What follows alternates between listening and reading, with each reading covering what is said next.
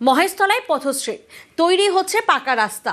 মাথাভাঙায় আরেক ছবি, খাবার জলের ট্যাঙ্ক সমস্যা মেটাতে জলের ট্যাঙ্ক। নকশালবাড়িতে বসানো হবে স্ট্রিট লাইট।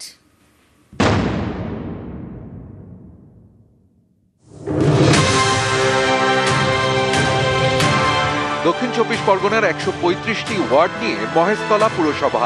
এর মধ্যে ২৬টি ওয়ার্ডে গত ২ মাস ধরে চলছে ১,৪৭০টি রাস্তার কাজ। এর মধ্যে কয়েকটি রাস্তা নতুন করে তৈরি করা হচ্ছে, কিছু রাস্তা আবার সারানো হচ্ছে।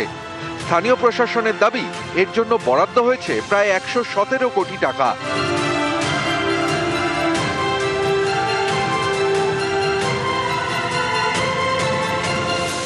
আগে কোনোদিনও আমরা এরকম রাস্তা হতে দেখিনি, এই প্রথমবার মহেশতলার মধ্যে মানে আমাদের ৩৪ নম্বর ওয়ার্ডে এই প্রথম এরকম বড় চওড়া রাস্তা হচ্ছে। এমনকি মেন রোডটা না, তার সাথে অলিতে গলিতে যত রাস্তা ছিল সেগুলো পেপার ব্লকের কাজ হচ্ছে ঢালাই দিয়ে। মহেশতলার প্রত্যেকটি ওয়ার্ডে কোনো ওয়ার্ডে যেন কাঁচা রাস্তা না থাকে, যেখানে কাঁচা রাস্তা আছে সেগুলোকে আগে আমরা প্রায়োরিটি দিচ্ছি।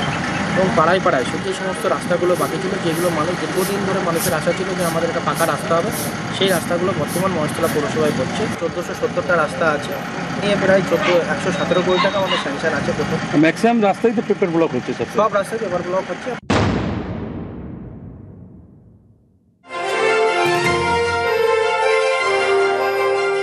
কোচবিহারের মাথাভাঙা, অভিযোগ এখানকার ১৯ পিসা পঞ্চায়েত এলাকার উত্তর আমবাড়িতে দীর্ঘদিন ধরে খাবার জলের সমস্যা।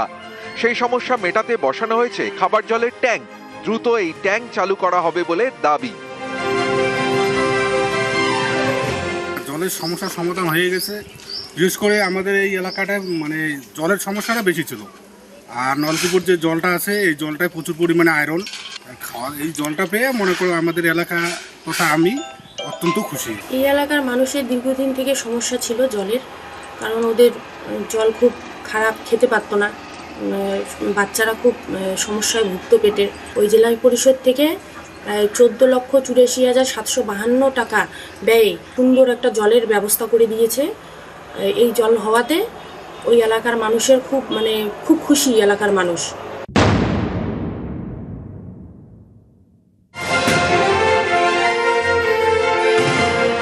শিলিগুড়ির নকশালবাড়ি, এখানকার নেহালজোত গ্রাম কলাবাড়ি ও টুকরিয়াঝাড় জঙ্গলের মাঝে। অভিযোগ, এই জঙ্গল লাগোয়া এলাকায় কোনো স্ট্রিট লাইট নেই। রাত হলেই বাড়ে হাতির উপদ্রব। আতঙ্কে থাকেন এলাকাবাসী। এই এলাকায় বসানো হবে ২০টি স্ট্রিট লাইট। আমাদের পাড়া আমাদের সমাধান প্রকল্পে। আমাদের এখানে হাতি খুব চলাচল, রাত্রে আমরা রাত্রে বাইরে হতে পারি না হাতির জন্য। সরালে খুব সুবিধা হবে। কত হাতি আছে? মোটামুটি ৬০-৭০টা করে একবারই আসে। খুশি আমি।